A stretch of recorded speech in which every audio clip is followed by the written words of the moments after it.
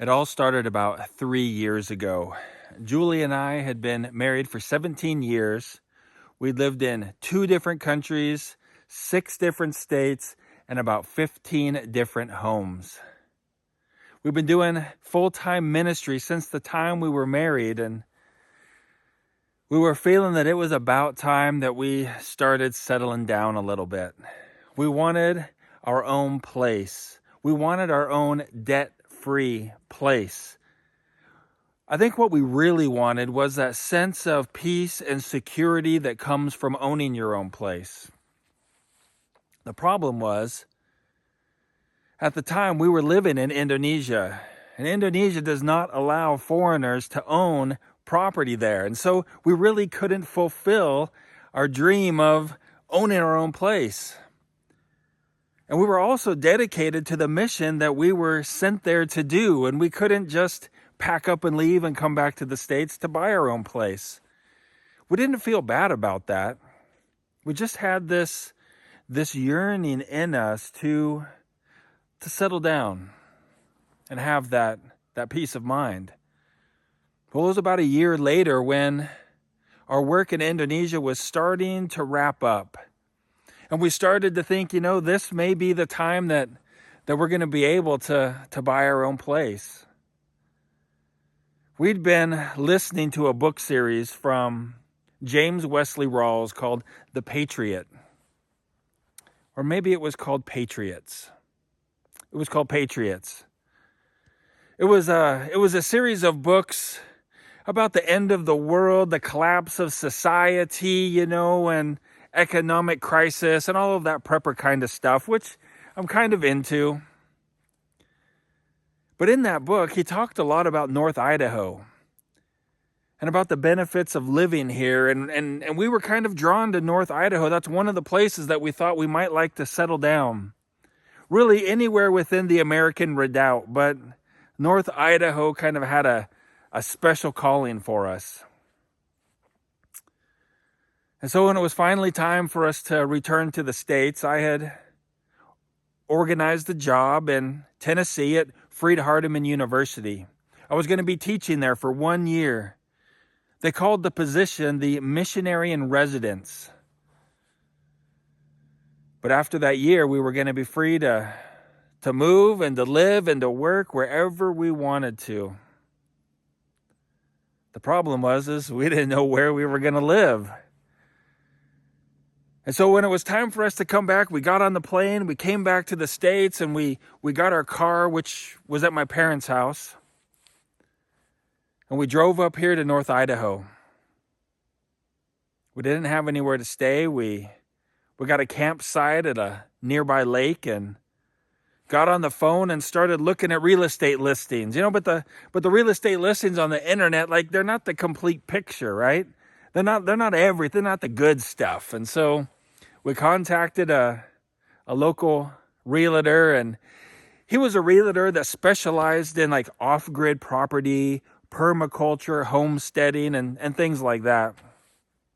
So he kind of knew what the pitfalls were for people like us that were looking for certain things that we wanted in a piece of property. And he guided us a lot. He was so helpful in helping us find the right property. He steered us away from properties that had homeowners associations and covenants, that place restrictions on what you could build on your own property, the animals that you could have on your property, what you could do with your property, and things like that. He really helped us narrow down the list of maybe 100 different properties to just a few that we really needed to look at. The problem was we only had 2 weeks. 2 weeks to find the perfect homestead property. Oh man, how do you find a piece of property that you want to invest your life savings into in just 2 weeks? We didn't know. But we had faith that we could do it. Maybe it was foolish faith, I don't know, but we've just done things. And we just went after it. So we got that list from him, and every day We would get up early in the morning. We'd get in the car. We'd Google the addresses for the places he gave us, and we would drive out there. We would spend a couple of hours walking around the property and, looking at it and seeing where a house could go, looking at how the sun would travel across the sky in the winter, whether or not we'd have enough sun exposure to put up solar panels. It took a long time to look at properties. We found some beautiful ones. We found one that was way up on this mountain, and the view looking down into the valley. Oh, it was beautiful. It was beautiful. It was in our budget too.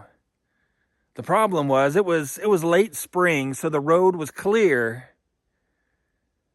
But thinking about it, and we're up there just looking at that view, and you're like, how are we going to get up here in the winter? Right? I mean, look at this, right?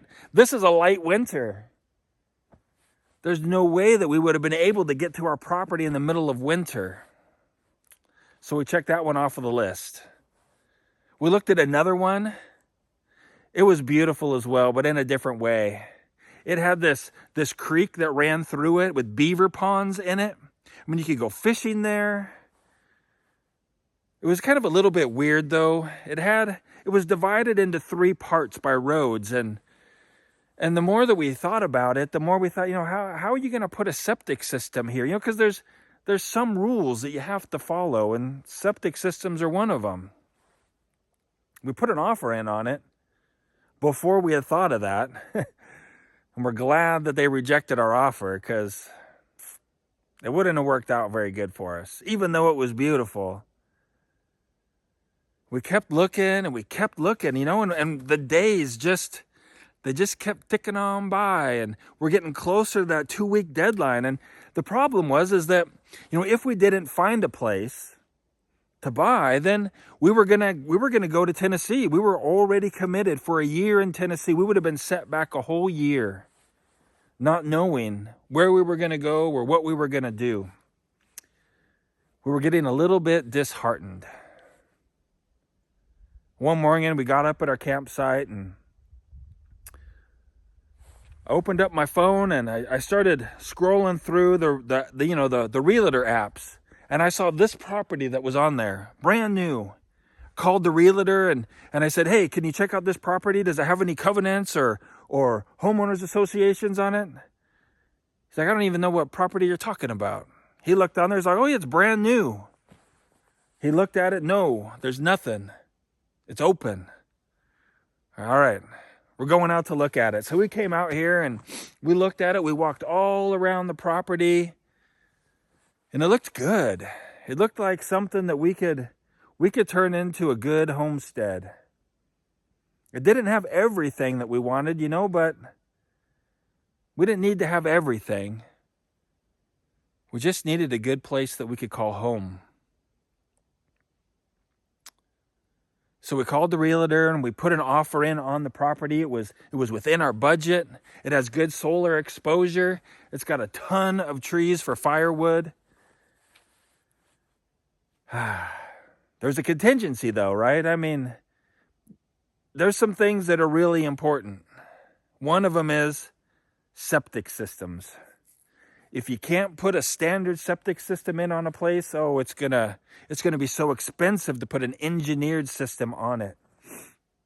The problem is, to know that, you have to have an inspection done. You've got to dig this giant hole in the ground, and the inspector has to come out and check it, and then he tells you whether or not you can have a standard septic system or if you have to go with an expensive engineered one.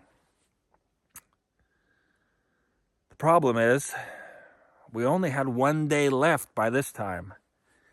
And we're thinking to ourselves, how are we going to get an inspector to come out and inspect a hole in 1 day? Besides that, we don't have a tractor to dig the hole. It was looking kind of bleak. We called the inspector, and basically we begged him to come out and look at the property. He agreed to it. He was actually a really nice guy. So we had an appointment for the inspector to come out that morning, but we didn't have a tractor to dig the hole. So we called around all of the different equipment rental yards, and we finally found one that had a tractor that we could rent, an excavator. We go there, we rent the excavator, but they won't let us tow the excavator with our car out to our property because our car is too small. So we called up a friend here. He had a bigger truck. He came to the rescue, and he came down, hooked up, and we towed the excavator out to the property. And we don't own it now. The owner allowed us to dig the hole on her property so that we would know whether or not we wanted to buy it.